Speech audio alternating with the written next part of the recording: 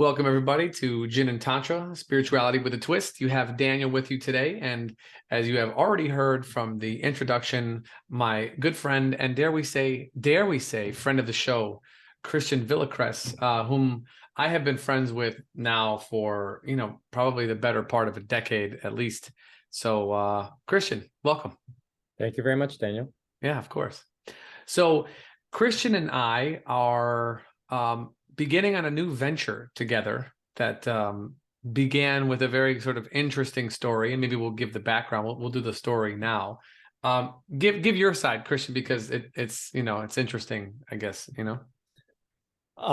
Sure. Well, Daniel said that we've been friends for the better part of a decade, but for a good portion of that decade, we were not in communication At all. in the very physical realm. And then back in November of 2022, my partner got invited onto a women's retreat, a women's ayahuasca retreat down in Mexico.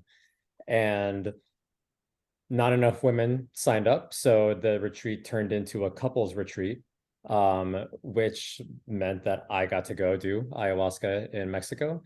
And as tends to happen, when you sign up to go on a plant medicine retreat, the medicine starts working right away before the brew even hits the cup.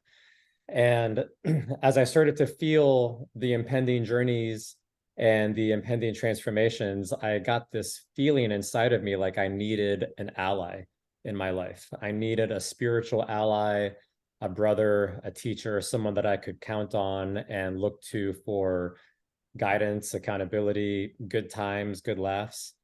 And instinctively, I had this feeling like I needed to reach out to Daniel.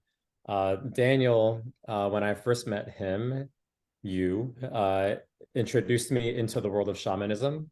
I recall right now my mom telling me when I was a little kid that I was very mysterious. And so I always felt inclined to the mysterious arts in the world, but I'd never really had any formal training.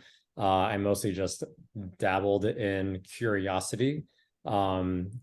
And so when I first met Daniel, when we were in our master's program, he taught me the basics of shamanism, the basic of journeying, the basics of drumming, the basics of the three worlds that inhabit or that are inhabited in this spiritual reality that we exist in.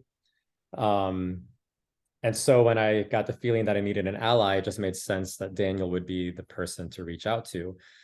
So I reached out to Daniel and I said to him, Daniel, I think we need to lead a retreat together. But one second, it had been like 7 years since I heard, literally 7 years since I had heard from you, a little bit more. Yes. So, and I think the time prior to that I reached out to you, I was asking about motorcycles since I knew that you had ridden. But yeah, it was a lot of time that went by, and definitely not time for that, I'd forgotten about you. I think like most things were just waiting to unfold until the planets realigned and reconnected. So I reached out to you and, said, I'm going to go on this retreat, but when I come back, I would love to meet up and talk and, start up some of these practices again and see what kind of work we can do together. And then you asked me where I was going. And as soon as I told you the name of the retreat, Kumankaya in Mexico, you were like, oh shit, I know those people. They're like some of my best friends.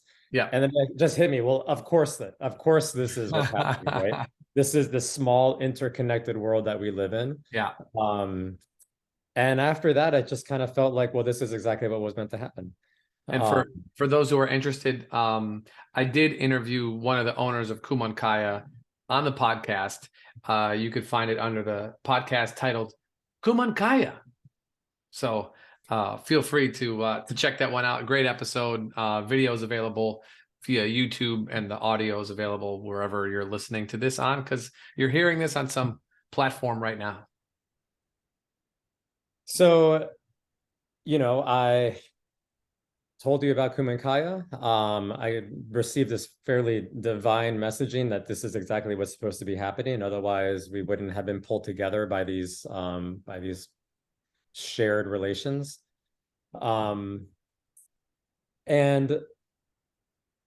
I thought it was interesting, that this retreat that I was going on was first a women's retreat, which then turned into a couples retreat. Mm-hmm. Um, I'm not always necessarily one to like dive into the paradigm of like masculine versus feminine Right. in and of itself, you know, like we can talk about yin and yang, we can talk about left and right, up and down, yes and no, Sure. whatever. You know, I just think it's, you know, another way of relating to the existence of duality in general. Exactly. But in this world, you know, we are born into certain bodies, Yeah. and those bodies do in some form or another impact the experience that we have, uh, socially, hormonally, et cetera, et cetera. Mm-hmm. So I had been feeling this call to do a men's retreat, mostly because actually a couple of my clients' wives had requested it. You know, a couple of my clients' wives um, basically were like, you need to take my husband and like help him, you know, compassionately help him grow up a little bit, help him Mm. change, help him evolve, um, help him stop drinking alcohol, help him Mhm. stop, you know, associating in the very basic tropes of Western superficial masculinity. Um, Mhm. and so you know, I tend to feel like, you know, we do what the universe asks us to do. And so the universe was making a pretty clear message that we needed to do some work with men and provide a space for men to redefine for themselves what it means to be men and interact as men.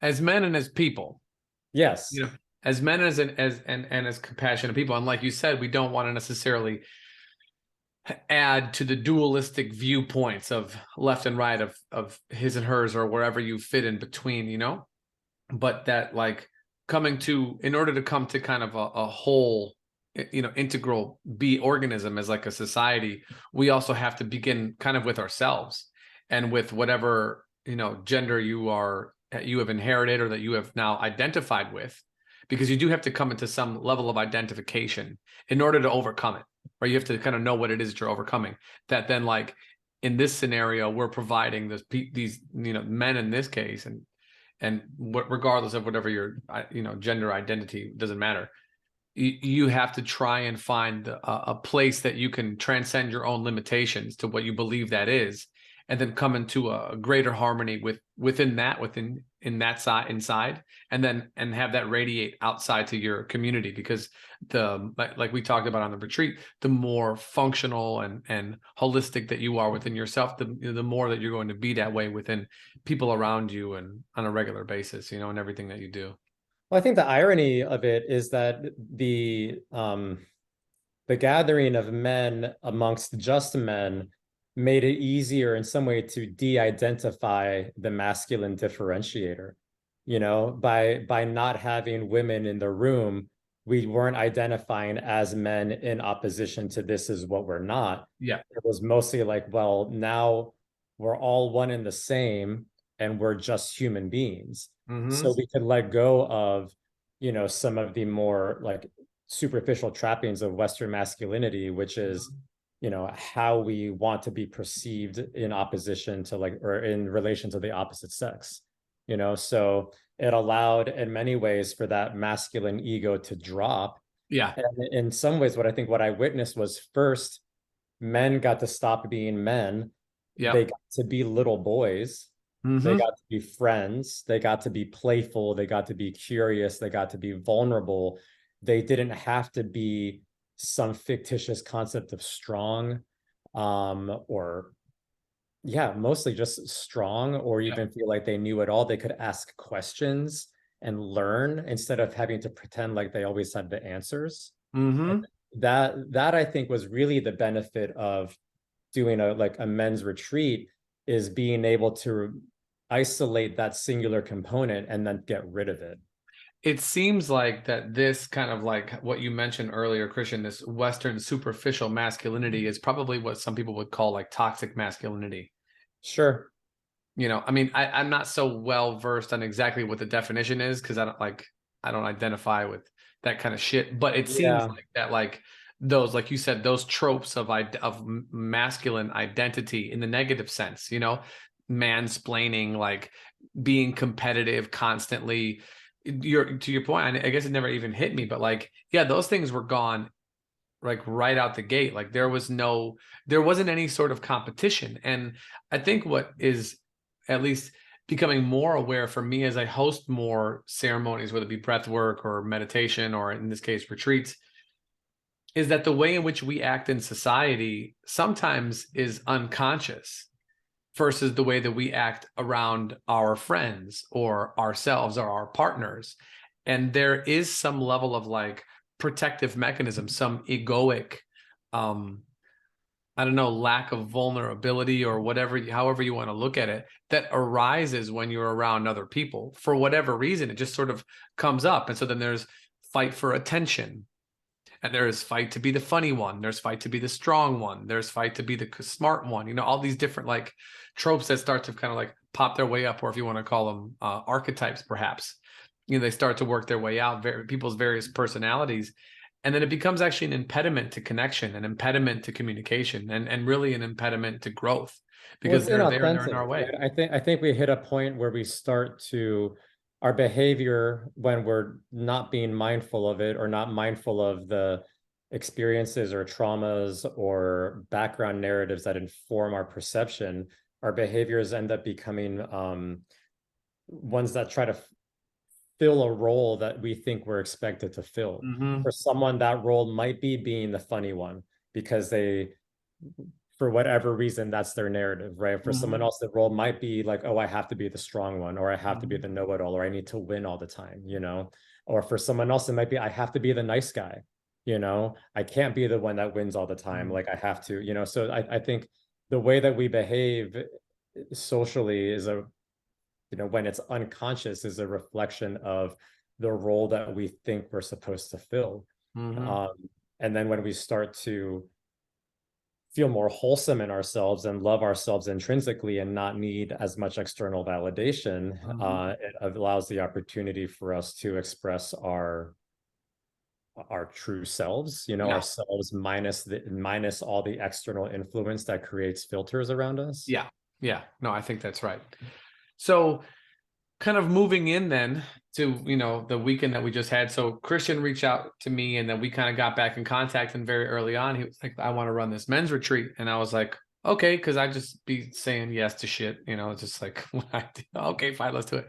And, you know, we put together a group of half a dozen bros, half a dozen brothers, you know, but grown men, professionals, some lawyer and some doctors and some, you know, people who, you know, make moves in the world, you know, as grown up, and some people with families and kids and singles and all sorts of, all throughout the spectrum of different races and you know, from different walks of life. And we rented a small, you know, kind of retreat center, Airbnb in Michigan, and we went there this past weekend. So I think also worth noting that none of these people knew each other. Correct. You know, none of these people had ever met each other before, which also meant to a certain degree that no one had any preconceived ideas of how they've been seen and how that could influence how they are seen. So everyone was in a very open state where they could embrace change without threatening what anyone already thought about them. You know? Which I think is really, really significant. Also, something that I have reflected on quite a bit since then is that how frequently do, you know, guys from Chicago in 2023 have the opportunity to hang out with a bunch of other guys without alcohol being a part of the picture, without television being a part of the picture, without all of these external things to either lower your inhibitions or to serve as distractions in between communication. Yeah. That itself, you know, was a huge experience, I think, you know, to not have these other things in the way, defining the space. Yeah, this is one of the, you know, one of the beauties really in going on retreats. And, you know, retreats can certainly be done at home. You can go to a retreat center, or, you know, go out into the woods or whatever. But for me, a retreat is a withdrawal of your senses and often of your physical body from your daily habituated life, right? And all the things that you're doing. So you're not working, you're not like jabbing on the phone, you're not processing what you would normally process, and you give yourself the opportunity to recollect, reabsorb the energies that you're normally sending out on a daily basis, that you're really prone to be doing without even thinking about it, Mm-hmm. and you're consciously going into a place of respite, a place of of regeneration, if you will. And it starts, Consolidation. yeah, and it starts with the kind of cutting off of all of the attachments that we have on a normal basis. And the other part, to your point, that I didn't know that everybody, I knew some people didn't know each other, but I didn't know that everybody was, didn't know each other.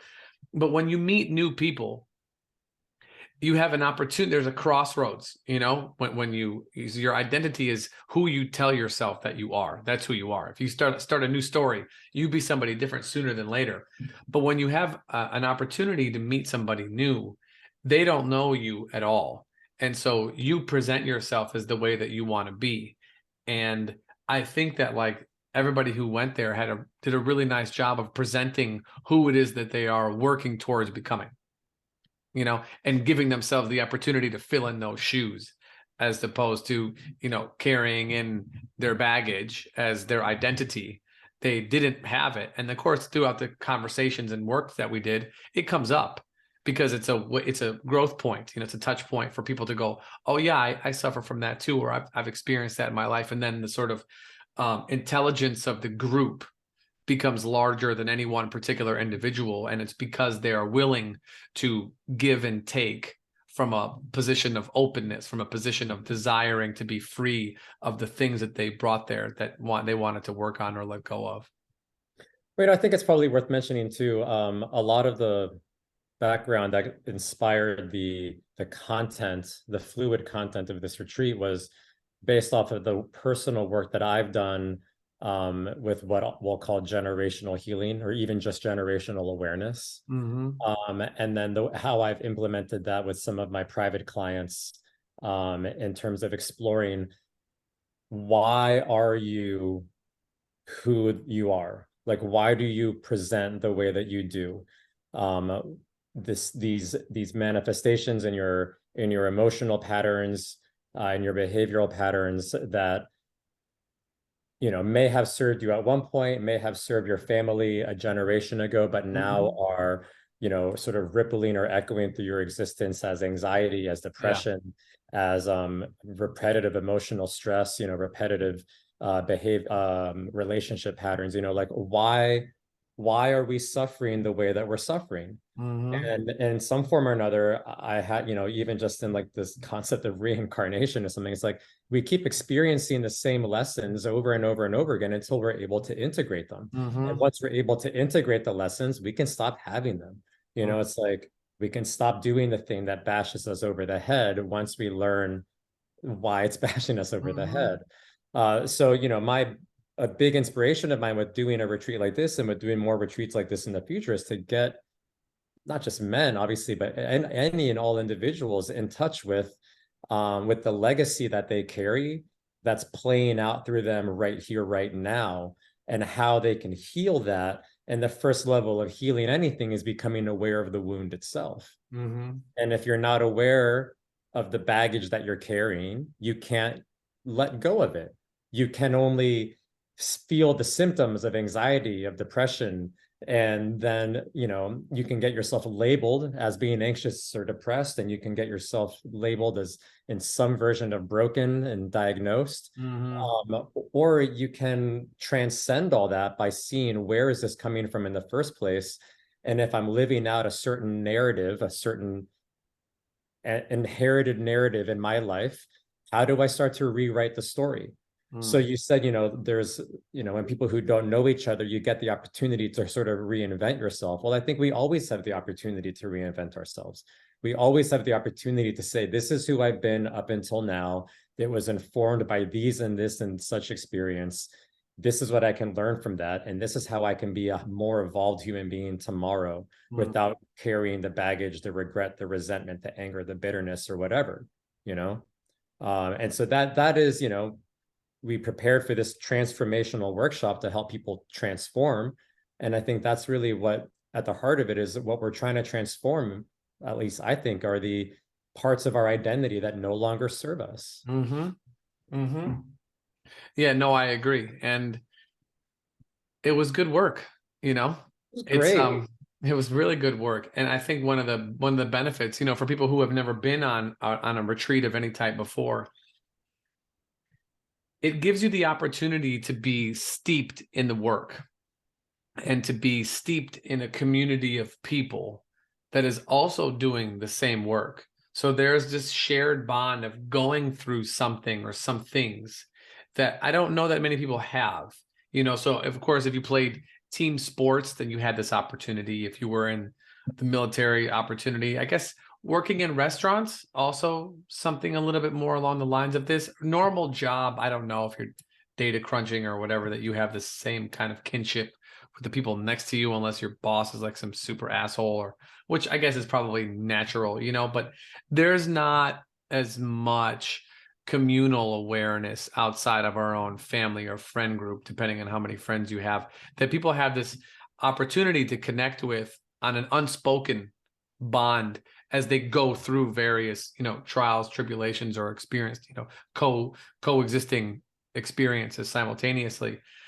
And so it's something that I love to do personally, and that it's a really a pleasure hosting. So for, you know, people who are listening to this, and, you know, if you're thinking about taking some time to go on some retreat, even if it's not like a healing retreat or whatever, you know, maybe it's yoga or journaling or, you know, what, kung fu, whatever it is, like, it's worth it. It's worth it because it's a different kind of vacation, you know, as I call them, conscious vacations. Something that you're steeping yourself like a bag of tea, you know, for a little bit of a longer period, other than maybe like a workshop or a class. Like, you're going to wake up and do it all day and then go to sleep, think about it, and then wake up and do the next, you know, you're going to get like multiple touch points with people, and the people who you're working with and the people who are hosting also have the opportunity to show you who they are actually over, you know, because you can keep it together for like an hour workshop or like a 2 hour long class, but when you see somebody meal in and meal out, you know, waking and sleeping, they can't hide anymore.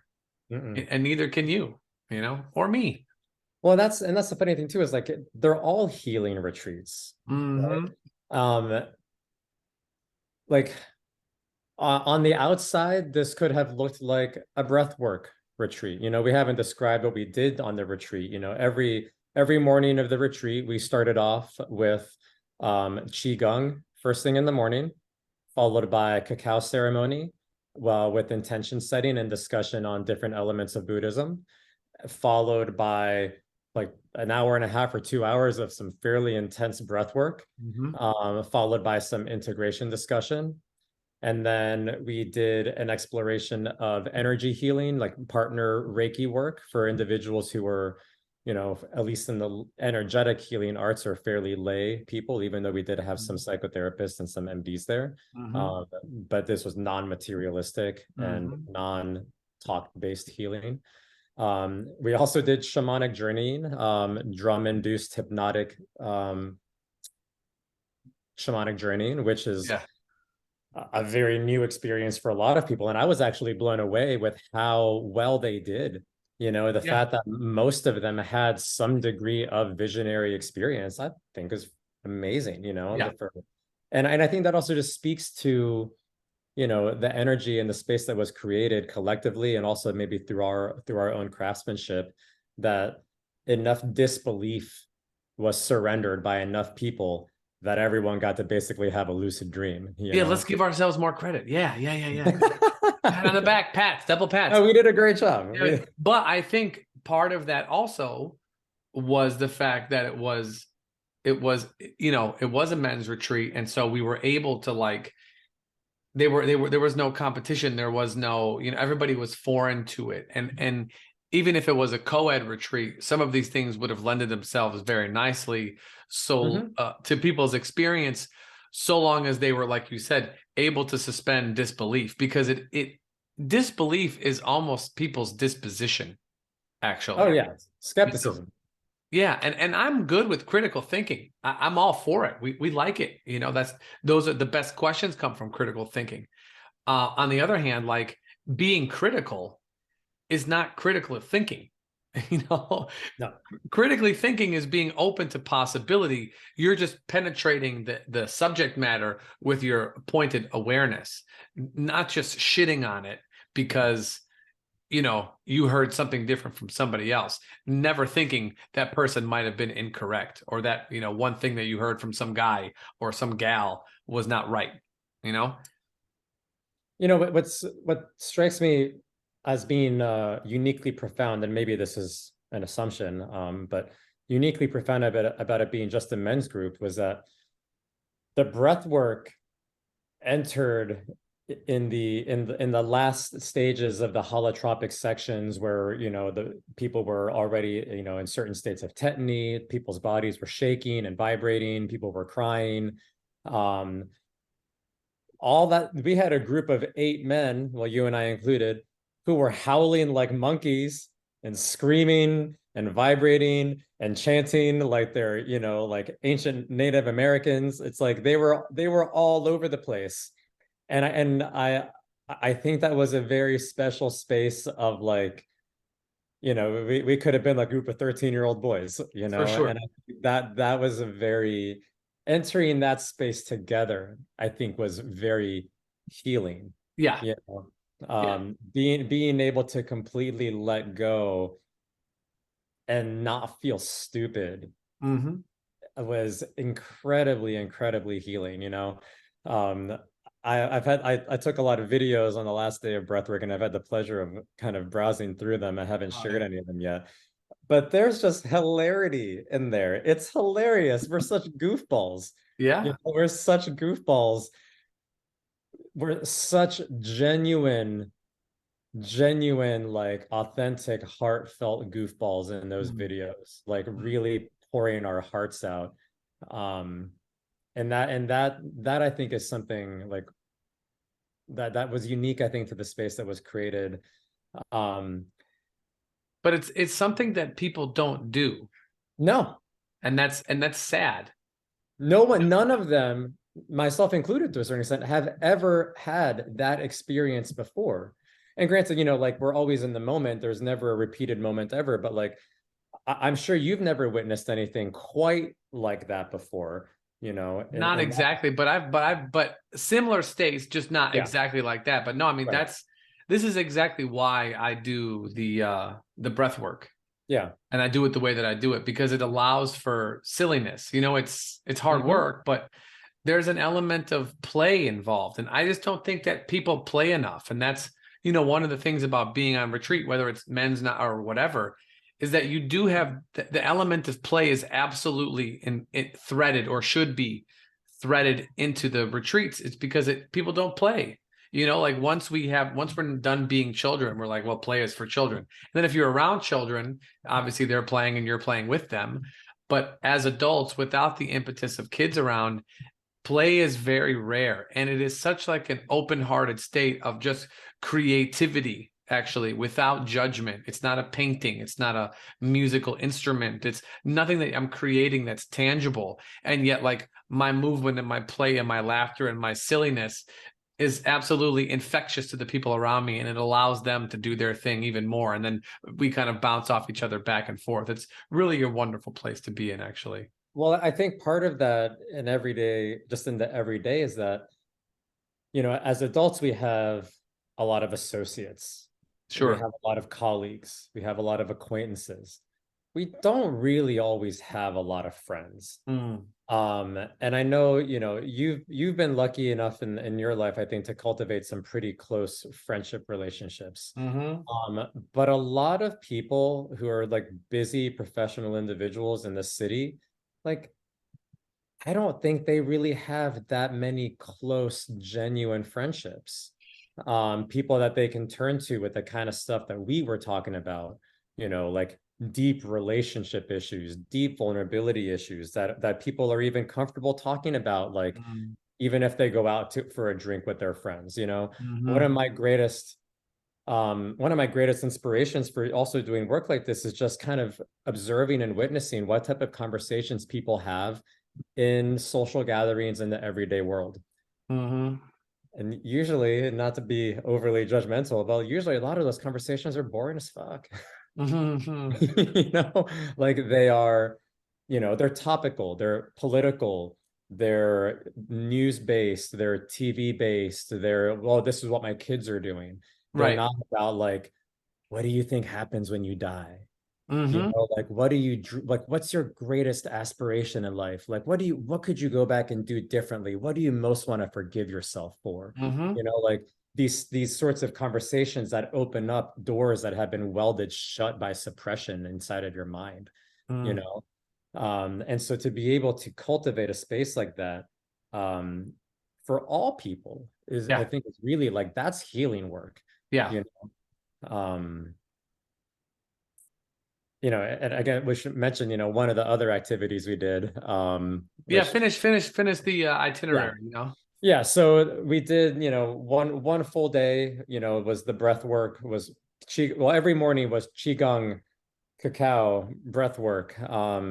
One day we did a couple hours of partnered Reiki work, which was fascinating to see, again, just how these lay people could serve as conduits for universal healing energy from the universe through their body into their partners, and to see the very visceral and emotional reactions that some of them were having just by Mm-hmm. going through that, and what they were able to perceive from their partners, people discovering the level of their empathic power. Mm-hmm. um, the shamanic journeying sort of giving some fairly deep insight into the capacity for people's ability to enter non-ordinary states of reality and Mm-hmm. use those spaces as points of observation Yeah. and lesson learning for their own psyche. Um, and then the following day, after the morning routines of qigong and breath work, we had my thing that I really wanted to do, which was a plunge into Lake Michigan. Which, for those people who are not in the US, Lake Michigan at this point is very, very cold. I think it was in the upper 30s, probably Oh, upper okay. So 30s not Fahrenheit. very, very cold. We didn't have to break any ice. Let's say that much. Yeah. But you ain't swimming in that lake. No, it was, I mean, I honestly, when we were walking back to the house after jumping in the water, my feet were frozen solid, and I'd somewhat accepted that if I was going to lose a toe, it's just what was going to happen. Mm. Luckily, all toes remain. Oh, good. But uh, cold work, cold exposure therapy has been a transformative part of my physical and spiritual status. I credit consistent cold exposure with helping to awaken a very deep fire within me, which has helped me to feel and experience very intense states of joy, bliss, dare I say, like non-duality, just through the rush that comes from the exposure, as well as the sense of self that comes from the feeling of self-development and pride in doing difficult things. Mm-hmm.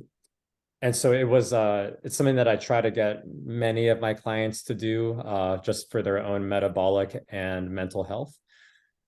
And so it was very important for me to be able to do that in a natural environment, to get people to really face a level of fear and discomfort that I knew would be terrifying for them, as it was for me. I wasn't looking forward to it, even though I was looking forward to it. Mm-hmm.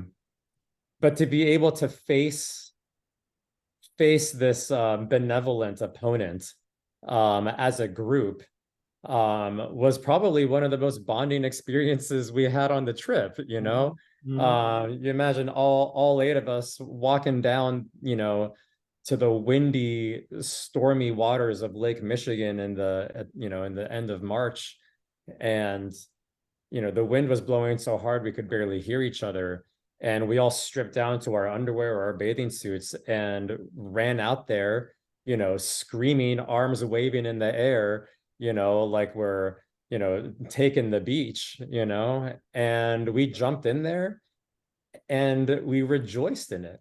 You know, we all had a good time. We laughed, we screamed, we hated it, we loved it. And I Right. don't think any person regretted it for 1 minute. And then No. after that, we felt high all day long. Like the endorphins, the adrenaline, the dopamine, we were like giggly like 8-year-olds for the rest of the day, you know, which was not necessarily super conducive to the work I wanted to do afterwards, which was the work of trying to engage what I call like meaningful or purposeful confrontation. This understanding that within each of us, one of the basic archetypes that exists within each individual, man or woman, is that of a warrior. And the warrior is called to summon up righteous rage within them, to stand up for what they know is right, to stand up for the good of others, to stand up to protect others who can't protect themselves, Mm-hmm. and also to stand up for themselves and their own boundaries and their own sense of self. So, you know, we come up with a couple different exercises to help individuals face confrontation and summon up their own inner righteous rage, and then be able to consciously descend it as well. I think in the future we'll do that before the cold exposure, so that we have a little bit more of that you know, It's a learning experience for it's a everybody. learning experience. Yeah. Everybody, we're trying our best. We're doing what we can over here. But again, at the same time, no failures, because No. being in a super joyful and bonded state while staring down and wrestling your brother just means it ends up turning into play, Right. you know? And when you play, you connect. When you laugh, you heal, you have a good time, you have fun. And that still served its very, very deep purpose of, you know, we can goof around and be funny. We can goof around and, like, you know, push each other around and get our heart rate up without taking things personally, actively, you know, making each other healthier, happier human beings through different forms of interaction and contact and touch. Mm-hmm. Um, Mm-hmm. and then again, I ask, you know, I reflect, like, how often on a daily basis does the average guy between the ages of 35 and, you know, 45 have the opportunity to do that in a non-competitive environment? Like, sure, you might go to a jujitsu class, or, Well, you let's know, just open that up even a little bit more. How much does a male have the opportunity to touch another male in a non-competitive way if they're not related, or even if they are related? You know what I'm saying? yeah, Like it does. What do you handshake? That's one. Maybe a pat on the back. what's up, bro? You Right, know, a little fist pump. It's not, but even more. I mean, it's a little bit more accepted amongst women, but just in people in general. We, at least in this culture in the U.S., Europe's a little bit better. You know, some parts of India and the Middle East are also better about it. But just touch in general, we don't touch each other. yeah. You know, we're very kind of like, I mean, I'm a hugger, you know, I hug everyone, and I encourage everyone to hug everyone else. And when I hug someone, it's not for 2 seconds. It's not for 3 seconds. You're gonna feel me exhale, like, and sink into your body. And I think an energy that permeated the space throughout the whole weekend was hug your brother. You, like, really hug them. Put your heart next to their heart, mm-hmm, push it against there, and take a couple slow, deep breaths. mm-hmm, You know, and you know, on that note, like, you know, we're primates, you for know, sure. and when you look at, you know, simpler, or, you know, less evolved primate societies, you know, we bond by grooming one another. Yeah, I We was just gonna say pick the fleas out of each other's heads, and well, then we eat them, you know, or whatever, you know. protein, man. Yeah, but it's like, and it's the ones that don't get touched, it's the ones that don't get included in the massage circle, that are antisocial, anxious, and depressed, and that end up causing harm, you know, to either themselves or others, That's you what know. we didn't have. We didn't have a massage circle. Not this time, we're learning next Okay. time. But yeah, I mean, that's the thing. It's like, you know, contact, it's the healing touch, Yeah. you know, and healing touch sometimes is having a friendly sparring session with your brother. Sometimes healing touch is having your brother hold your hand and, like, you know, help you feel your feelings when they're bottled up inside of you, you know, and sometimes it's just like, sometimes it's a pile on because someone needs to have a good laugh and get their ass beat a little bit, you know, but it's And like sometimes all it's the time. footsie under the table. Sometimes it's footsie under the table. I feel like I'm playing footsie with you under the table right For now, because sure. Yeah, that's right. we're a great Virtually. distance, you So know? let me, as we kind of move into the last little chunk of our time here, Christian, you can definitely start.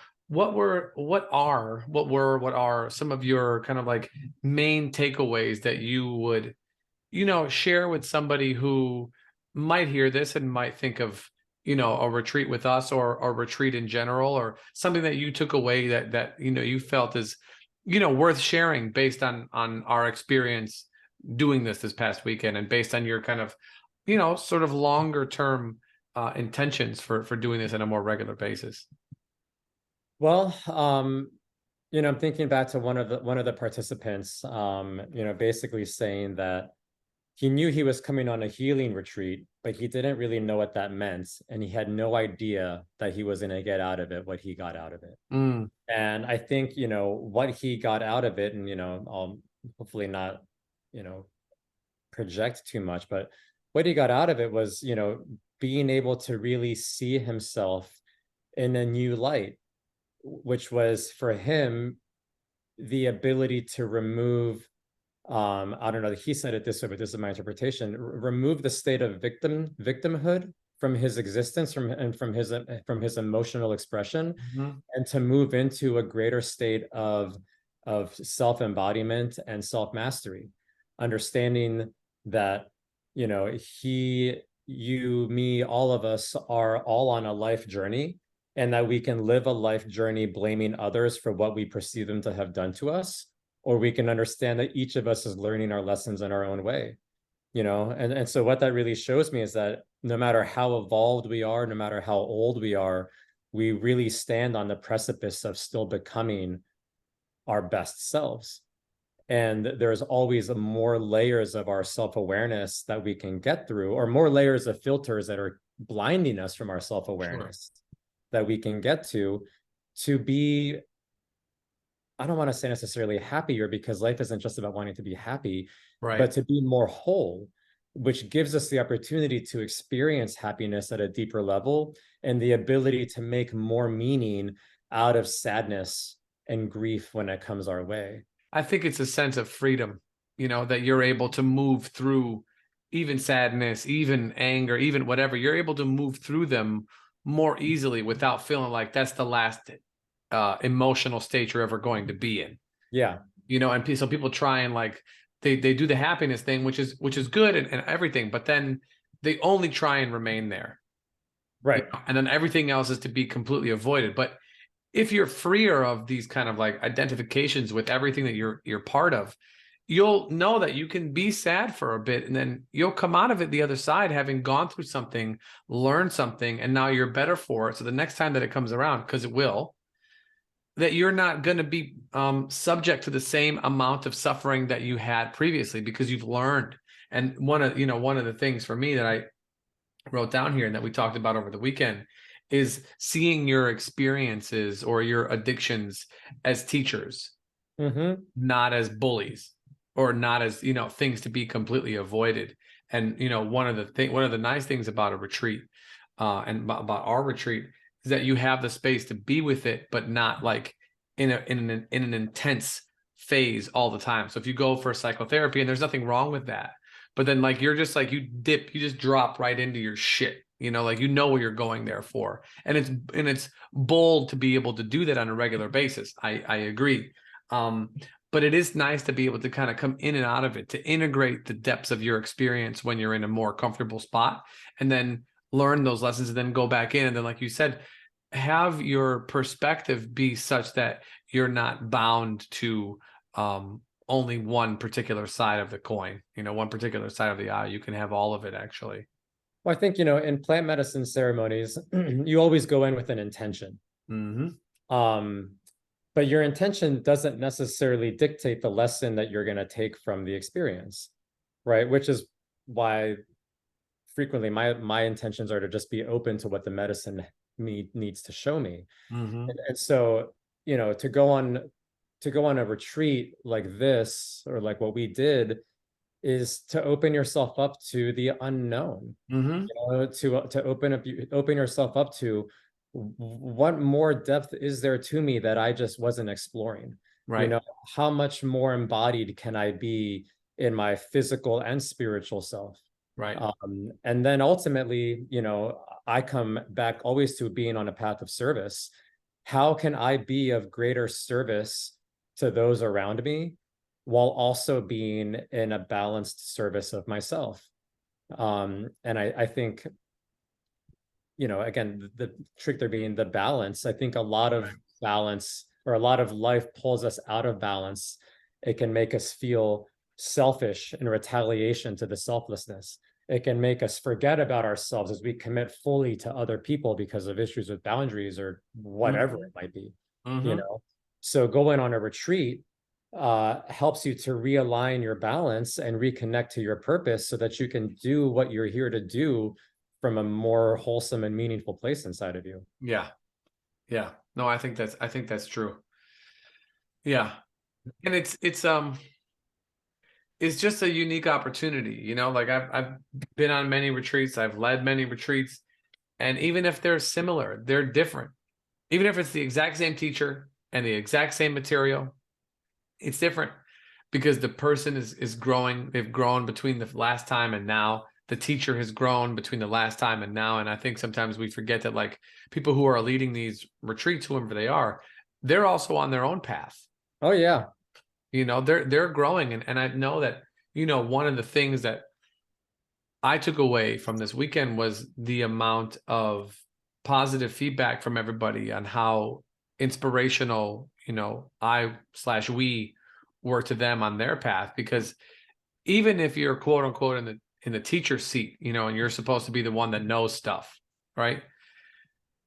We don't know everything, number one, but I think what allows us to at least sit in that position for a few minutes during during a podcast or during a retreat or during teaching whatever to whomever, is that our desire to learn and to integrate that learning through sharing and through personal experimentation is the difference.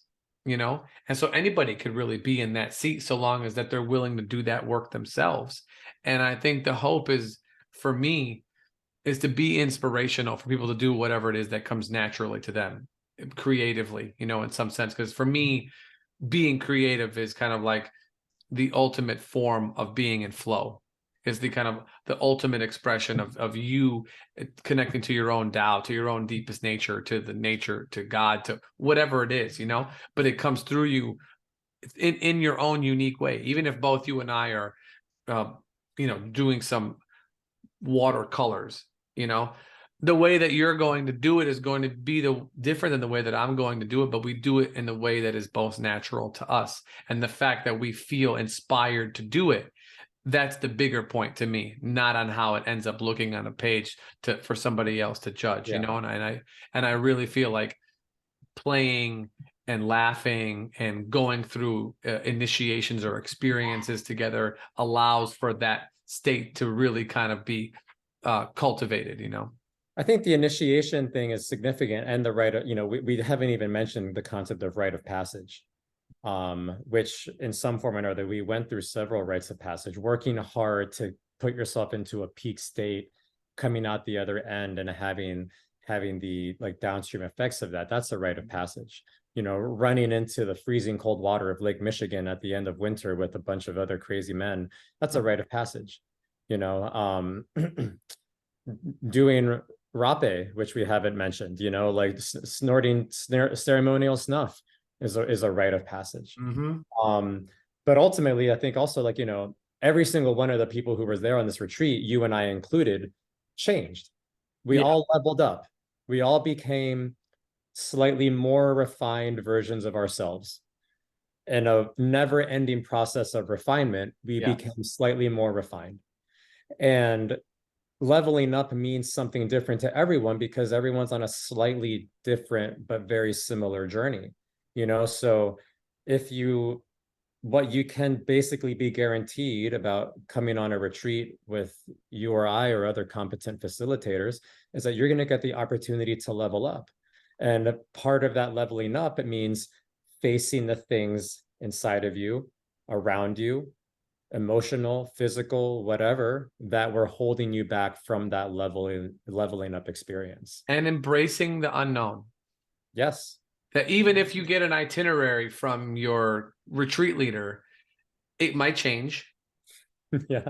You could totally have a description of a particular I don't know, event or whatever it is, right? But that doesn't mean that you know what's going to happen. You actually have to do it and go through it and know what it was. And like accepting that you can't project what it's going to be allows you to be in a space of openness when there is no ground, when there is only kind of like potential and some chaos and some beauty in this beautiful kind of crossing point that you're walking right towards, and we just don't have that opportunity so much. So amongst all the other intentions, because you asked me earlier, what is one of my intentions to be? And of course, one of my intentions is always to be inspirational. And so I'm hoping that through our, sharing of our experience as the retreat leaders, but then sharing some of the experiences of the people who came to us, that we can motivate people to take that leap, if not us or whomever, it doesn't matter, just do it. I mean, and so we should, again, probably state that part of where all this is going, as this was just, I said to you at the end when we were closing, and I touched your forehead to my forehead very, very gingerly. I said, this is just the beginning. Yeah. And that's true. I mean, it's always the beginning of some kind of unfolding. But where this is going, as we were just discussing, is, expanding the opportunity for, men's groups to meet, like we'll be now hosting a monthly men's group together, which will evolve in all sorts of unpredictable ways, to provide a space for connectivity, for expression, for creativity, for boundary reshaping. And then, that will open up the possibility for deeper experiences for people to come on more retreats. And then also provide the opportunity for not just men's groups, but collaborative, multi-gendered, experiential, uplifting experiences to bring us all together on a deeper level.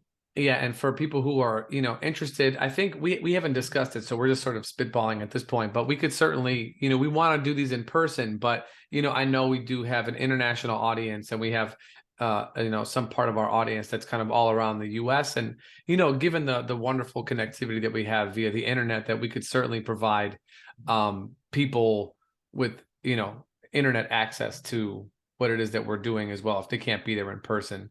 We could certainly work that out. But for those people who are interested and want to, be put on that mailing list for that, please feel free to, hit me up at jinandtantra@gmail.com, or leave a comment in the YouTube section, or, but probably email is the best, to be honest. But, go ahead and leave a like, hit the subscribe button, share, if you're in a sharing mood, and share even if you're not in a sharing mood.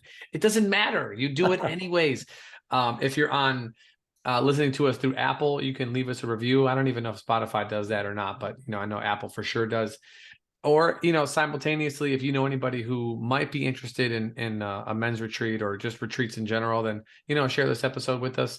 And if you're interested in getting a hold of Christian, just I'll leave his information in the description of the podcast. And so then they could get a hold of you if they want to work with you or hear more about what it is that you're doing, or whatever the case is. But as always, I'll provide people updates with what I'm doing, because this podcast is run by myself.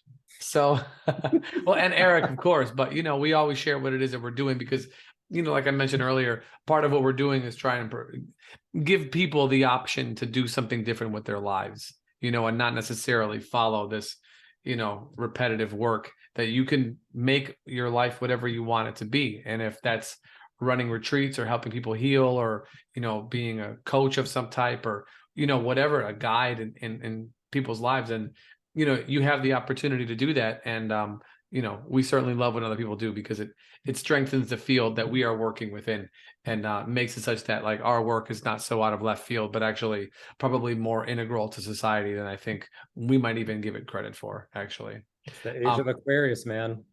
That's it. Let's do it. Yeah. Any parting shots for you, my friend, before we wrap up here? No, just a lot of gratitude to you for going on this journey with me.